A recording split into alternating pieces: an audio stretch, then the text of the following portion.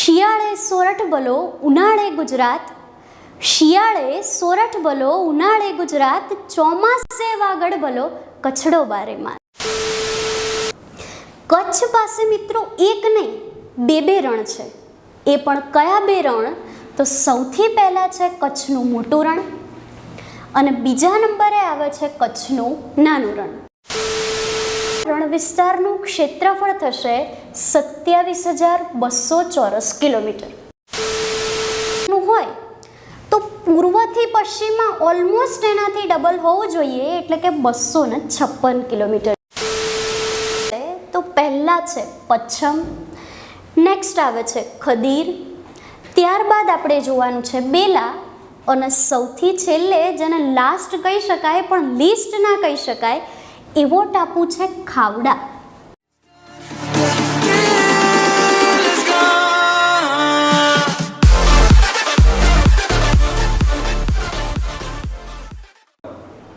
નમસ્કાર, ભૂગોળ વિષયની લેક્ચર સિરીઝમાં ફરી એકવાર આપનું હાર્દિક સ્વાગત છે.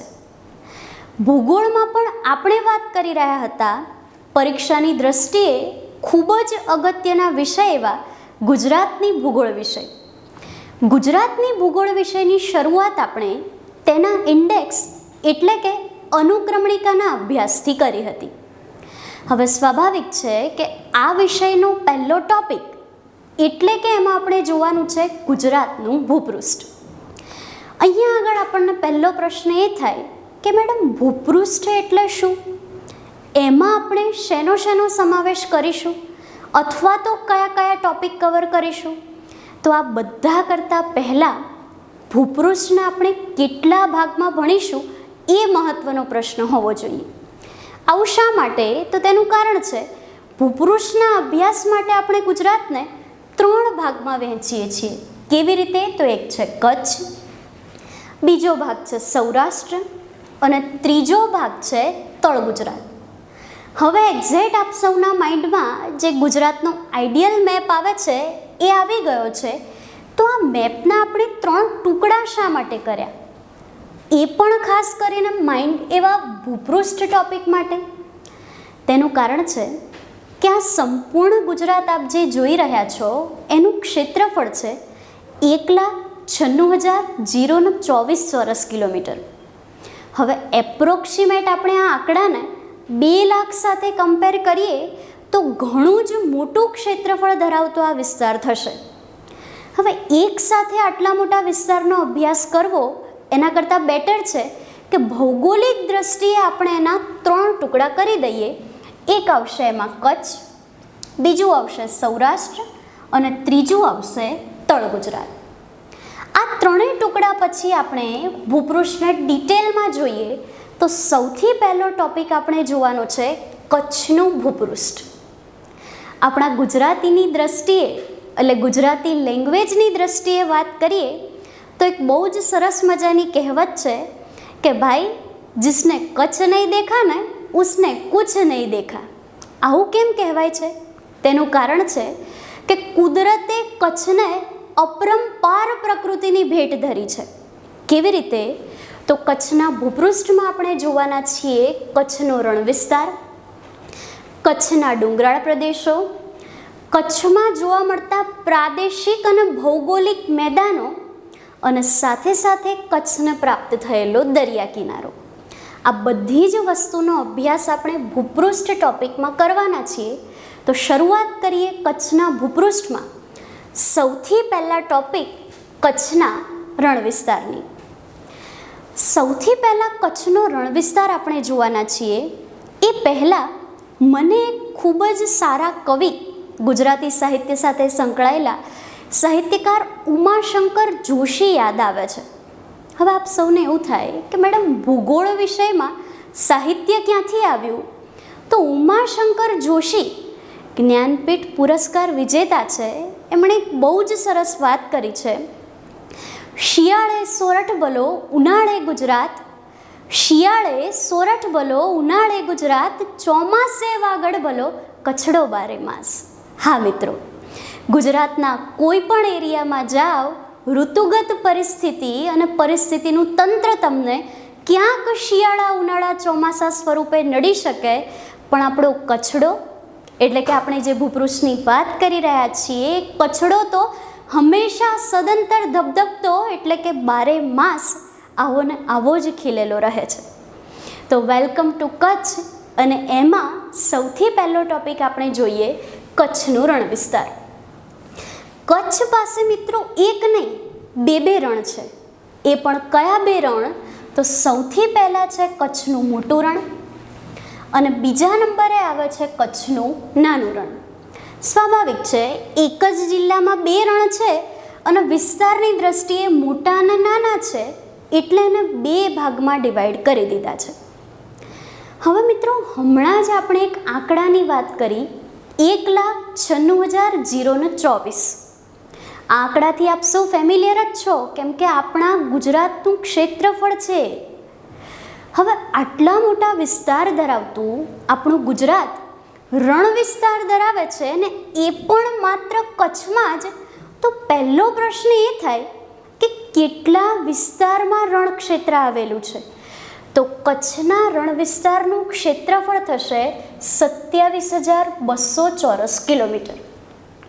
આપ હવે ઇમેજિન કરી શકો છો કે 2 લાખ એપ્રોક્સિમેટ ચોરસ કિલોમીટરમાંથી જો 27,200 ચોરસ કિલોમીટરના રણ આપણા ગુજરાતના પ્રાપ્ત થયા હોય તો આપણા માટે ખરેખર એક ગૌરવની વાત ગણાય.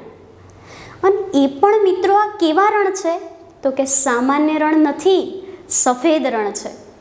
તો આની સાથે પરીક્ષાલક્ષી એક મહત્વનું ફેક્ટ આપ સૌ અત્યારે યાદ રાખશો કે વિશ્વના સૌથી મોટા સફેદ રણો ક્યાં આવેલા છે? તો વિશ્વના સૌથી મોટા સફેદ રણ આપણા ભારત દેશના, આપણા ગૌરવવંતા ગુજરાતના બારેમાસ એવા કચ્છ વિસ્તારમાં આવેલા છે. અને એ બંને રણ છે કચ્છનું મોટું રણ અને કચ્છનું નાનું રણ. આગળ વધીએ તો કચ્છના રણ વિસ્તારમાં વિસ્તારની દ્રષ્ટિએ મોટા એવા કચ્છના મોટા રણની વાત કરીએ. કચ્છના મોટા રણની ઉત્તર દક્ષિણ અને પૂર્વ પશ્ચિમ આ બંને લંબાઈ આપણે જોઈએ તો આપ અહીંયા જે ડાયાગ્રામ છે એમાં જોઈ શકો છો કે ઉત્તર દક્ષિણ જે લંબાઈ છે, આ ઉત્તર દક્ષિણ લંબાઈ થોડીક ઓછી છે.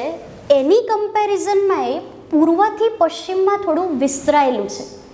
એટલે સ્વાભાવિક છે કે ઉત્તરથી દક્ષિણમાં એ 128 કિલોમીટરનું હોય તો પૂર્વથી પશ્ચિમમાં ઓલમોસ્ટ એનાથી ડબલ હોવું જોઈએ, એટલે કે 256 કિલોમીટર જેટલું. બંને એકબીજાના ડબલ જ છે. 128નું ડબલ કરશો એટલે કે ઉત્તર દક્ષિણનું ડબલ કરશો તો આપને પૂર્વ પશ્ચિમ મળી જશે. તો આમ ઉત્તરથી દક્ષિણ અને પૂર્વથી પશ્ચિમ અનુક્રમે 128 અને 256 આ બે ફિગર આપને યાદ રાખવાની છે. નેક્સ્ટ વાત કરીએ તો સૌથી મહત્ત્વની લાઈન જે આખી બેઠી પરીક્ષામાં પૂછાય છે અને એમાં સૌથી મહત્ત્વનો ટોપિક છે ખંડીય છાજલી. પ્રશ્ન એ થાય કે ખંડીય છાજલી એટલે શું?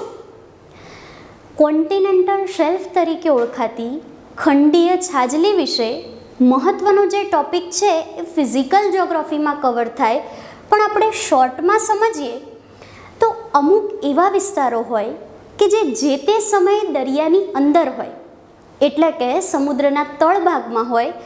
હવે અમુક જમીનની અંદર એવી ક્રિયાઓ થાય કે જેના પરિણામે સમુદ્રની અંદર ભૂકંપ આવે છે, અથવા તો એવા કંઈક તરંગો જાય છે, અથવા તો ત્યાં આગળ હલનચલન થાય છે અને એના પરિણામે એ વિસ્તાર ઉઠીને બહાર આવી જાય. એટલે કે જે સમુદ્રના તળિયે હતો એ વિસ્તાર હવે જમીન પર આવી ગયો છે. તો આ વિસ્તાર સમુદ્રની લાક્ષણિકતા સાથેનો થશે. શોર્ટમાં હું તમને એવું કહી શકું કે ભાઈ જે પહેલાં દરિયાની અંદર હતું એ હવે દરિયાની બહાર છે. એટલે સ્વાભાવિક છે દરિયાનો વિસ્તાર કેવો હશે? તો કે ખારોપાટ હશે. ત્યાં આગળ ક્ષાર હશે, ખારોપાટ હશે, મીઠું હશે. આ બધાના મેદાનો જે બનશે એને કહેવામાં આવશે ખંડીય છાજલી ઉચકાવાથી બનેલા ખારાપાટના વેરાન પ્રદેશો. અને એટલા માટે જ એ ખારાપાટના મેદાનો છે ને, એટલે જ આ બંને રણ વિશ્વના સૌથી મોટા સફેદ રણ ગણાય છે. સામાન્ય રણ નથી, પણ ખંડીય છાજલીથી ખારાપાટના મેદાન પ્રદેશો ગણાય છે.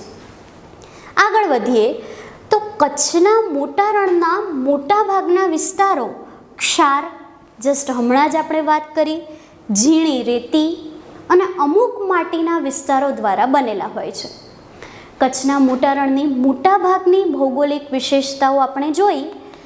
હવે આગળ વધીએ તો મોટા રણમાં આવેલા 4 ટાપુઓ વિશે વાત કરીએ. આ 4 ટાપુ કયા છે?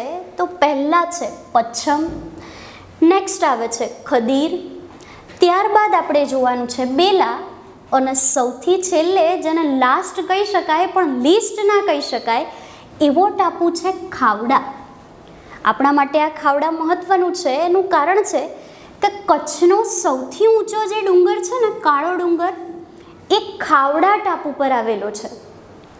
હવે ખદીરના આપણે અહીંયા એક યાદ રાખીશું ધોળાવીરા સાઇટ માટે. ધોળાવીરા શું છે તો આપણને ખબર જ છે, સિંધુ સંસ્કૃતિમાંથી મળી આવેલું એક ખૂબ જ મહત્વનું નગર છે. આ 4 ટાપુ તમે જે જોઈ શકો છો, પચ્છમ, ખદીર, બેલા અને ખાવડા, અને એ પણ કયા વિસ્તારમાં? તો કે મોટા રણમાં. તો અહીંયા આગળ એક પ્રશ્ન તમને બધાને થવો જોઈએ કે રણ અને એમાંય ટાપુ, આવું કોમ્બિનેશન કેમનું હોઈ શકે? ટાપુ એટલે શું? તો જેની ચારે તરફ પાણી આવેલું હોય, જેમ કે આંદામાન અને નિકોબાર, જેમ કે લક્ષદ્વીપ. તો રણમાં તો પહેલી વસ્તુ પાણી જ ના હોય, અને બીજું પાણી હોય તો એ ટાપુ તો કેમ ના બની શકે રણમાં? તો આનો જવાબ એવો છે કે આ 4 ટાપુ નથી, પણ ટાપુ જેવા વિસ્તાર છે. એટલે કે પચ્છમ, ખદીર, બેલા અને ખાવડા ટાપુ જેવી લાક્ષણિકતા ધરાવે છે. એનું કારણ છે કે કચ્છના રણમાં અમુક વિસ્તાર આ રીતે ઉપસેલા છે. હવે સ્વાભાવિક છે, જ્યારે ત્યારે વરસાદ પડશે ત્યારે વરસાદનું પાણી આ વિસ્તારોમાં ભરાશે, પણ જે હાઈટ ધરાવતા વિસ્તારો છે, એટલે કે જે ગોળ માથાવાળા વિસ્તારો છે, આવી ટેકરીઓ હંમેશા પાણીની બહાર રહેશે. સ્વાભાવિક છે કે જે ટેકરીઓની આસપાસ વરસાદનું પાણી ભરાયેલું છે, એની ચારે બાજુ પાણી છે અને એનું માથું પાણીની બહાર છે. મૂળ આ રચના જે છે ટાપુ જેવી છે, તેથી આ 4ને ટાપુ ગણવામાં આવે છે. તો કચ્છના મોટા રણના 4 ટાપુ આપણે યાદ રાખીશું: પચ્છમ, ખદીર, બેલા અને ખાવડા. નેક્સ્ટ આપણે વાત કરીએ તો ખાવડાનો સૌથી ઊંચો ડુંગર કાળો ડુંગર, જેના વિશે ડિટેલમાં આપણે ઉત્તર ધારમાં વાત કરવાના જ છીએ. આગળ વધીએ. કચ્છના મોટા રણમાં દર વર્ષે સુરખાબનગર રચાય છે. હવે દર વર્ષે જે સુરખાબનગરની રચના થાય છે એ શિયાળામાં થતી અભયારણ્ય સ્વરૂપની રચના છે. આપણા ગુજરાતનું રાજ્ય પક્ષી કયું છે? તો કે એ છે સુરખાબ, એ છે ફ્લેમિંગો. અને સુરખાબ પક્ષી દર વર્ષે શિયાળામાં આપણા ગુજરાતમાં આવે છે અને ખાસ કરીને કચ્છમાં એ લોકો વસે છે. અને વિશ્વમાં 4 જ જગ્યાએ આવા સુરખાબનગર રચાય છે. માઇન્ડ વેલ કે હું ભારત કે વિશ્વની વાત કરી રહી છું, ગુજરાતની નહીં. તો આપણા માટે કચ્છમાં જો સુરખાબનગર વિશ્વના 4માનું એક રચાતું હોય તો એ ખરેખર બહુ મોટા ગૌરવની વાત કહી શકાય. આગળ વધીએ તો પ્રતિવર્ષ શિયાળામાં ધોરડો ખાતે રણોત્સવનું આયોજન કરવામાં આવે છે, જે ખરેખર એક પીસફુલ અને જોવાલાયક સાઇટ છે. નેક્સ્ટ વાત કરીએ કચ્છના રણ વિસ્તારમાં, તો નેક્સ્ટ આવશે કચ્છનું નાનું રણ. હવે મિત્રો, મોટા રણની આપણે વાત કરી દીધી.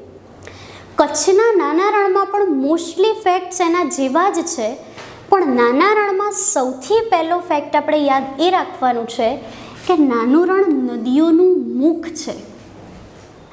હવે મુખ શબ્દ આવતા આપ સૌના મગજમાં એક વસ્તુ ક્લિક થાય કે મુખ એટલે કે શરૂઆત હશે કે પછી પ્રારંભ કે ઉદ્ગમ હશે? ના. ખાસ કરીને ભૂગોળ વિષયમાં મુખ શબ્દ આવે ને એટલે આપણે યાદ રાખવાનું કે ભૂગોળ વિષયનો મુખ એટલે કે નદીઓનો અંત, જ્યાં નદીઓ પૂરી થાય છે તે ભાગ. હવે બનાસ, સરસ્વતી અને રૂપેણ આ ત્રણેય કુંવારિકા, અહીંયા આગળ આ શબ્દ બહુ જ મહત્વનો છે, કુંવારિકા. કુંવારિકા કેમ કહેવાય? તો નદીનો સ્વભાવ છે કે ઊંચાઈ પરથી આવશે, જમીન પર વહન કરશે અને કોઈ પણ જળસ્ત્રોતમાં મળી જશે. હવે એ જળસ્ત્રોત સમુદ્ર હોય તોય ચાલે, ખાડી હોય તોય ચાલે, અખાત હોય તોય ચાલે, ગમે તે, પણ જળસ્ત્રોતમાં મળવું જરૂરી છે. ત્યારે જ નદી મેરિડ એટલે કે લગ્ન કરેલી કે પછી પરિપૂર્ણ ગણાય. પણ બનાસ, સરસ્વતી અને રૂપેણ આ ત્રણેય નદીઓનું ક્રમિક વહન કંઈક એ ટાઈપનું છે કે આ ત્રણેય નદીઓ તળ ગુજરાતથી ઈશાન ખૂણેથી વહેતી વહેતી આવે છે અને નૈઋત્ય દિશામાં વહેતા વહેતા ત્રણે ત્રણ કચ્છના નાના રણમાં સમાઈ જાય છે. મૂળ અહીંયા નદીની પ્રકૃતિનો ભંગ થયો. કેવી રીતે? તો કે નાના રણે ત્રણેય નદીઓનો રસ્તો બ્લોક કરી દીધો અને ત્રણેય નદી જળસ્ત્રોતને ન મળી શકી. તો જળસ્ત્રોતને ન મળી હોય મતલબ પરિપૂર્ણ ન થઈ હોય, મતલબ કે લગ્ન ન થયા હોય, તો આ ત્રણેય કેવી નદીઓ થઈ? કુંવારિકા. તો કચ્છના નાના રણ પર એક કલંક એ પણ છે કે ઉત્તર ગુજરાતની ત્રણ મુખ્ય નદીઓ બનાસ, સરસ્વતી અને રૂપેણનું મુખ કોણ છે? તો કે એ છે કચ્છનું નાનું રણ. કચ્છનું નાનું રણ પણ ઓબ્વિયસ છે કે ખારાપાટથી નજીક હોવાથી ઘણા ખરા અંશે ક્ષાર ધરાવે છે.